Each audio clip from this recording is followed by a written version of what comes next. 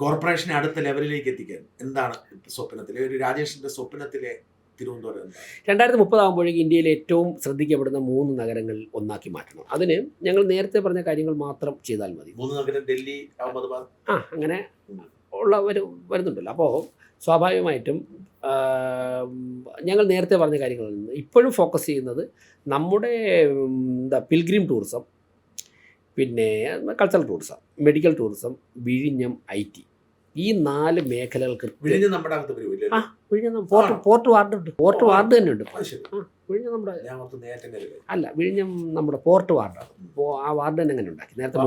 വരുമാനം വരാൻ നോ, അത് അവിടെ നിന്ന് മറ്റേ സ്പെഷ്യൽ എക്കണോമിക് സോണാണ്. നമുക്ക് കിട്ടത്തില്ല. അതല്ലാണ്ട് പ്രശ്നം ടെക്നോ പാർക്ക് ഒഴിവാക്കിയല്ലോ. അപ്പോൾ നമുക്കില്ല. കോടിക്കണക്കിന് രൂപ നികുതി കിട്ടേണ്ടതാണ്. അല്ല, അപ്പോൾ അവർക്ക് നികുതിയേ ഇല്ലേ? അവർക്ക് പല കാര്യങ്ങളും ഒഴിവാക്കി. എന്തായാലും ഒരു പോർട്ടിൽ നിന്നും നമുക്ക് കിട്ടാൻ കോർപ്പറേഷന് കിട്ടേണ്ടതായിട്ടുള്ള നികുതി കിട്ടുന്നില്ല എന്നുള്ളതാണ് വസ്തുത. ഞാൻ കണക്കുകൾ നോക്കിയിട്ട് പിന്നീട് പറയാം. അല്ല, അപ്പോൾ അതിനെന്തെങ്കിലും പരിഹാരം ഉണ്ടാക്കണം. അത് ആയിക്കോട്ടെ, അതിനോടനുബന്ധിച്ചുള്ള സ്ഥാപനങ്ങളിൽ നിന്ന് കിട്ടാം. അത് കുറച്ച് കോംപ്ലിക്കേറ്റഡ് ആണ്. 16 ദിവസം കൊണ്ട് പഠിച്ചതെന്നാണ് ഇത്രയും പറയുന്നത്. ബാക്കി എന്തൊക്കെ മാർഗങ്ങളുണ്ടെന്ന് അന്വേഷിക്കുന്നുണ്ട്. സെൻട്രൽ ഗവൺമെൻറ്റായിട്ടൊക്കെ ചർച്ച ചെയ്യണം, എന്തെങ്കിലും സ്കോപ്പ് ഉണ്ടോ എന്ന് നോക്കാം.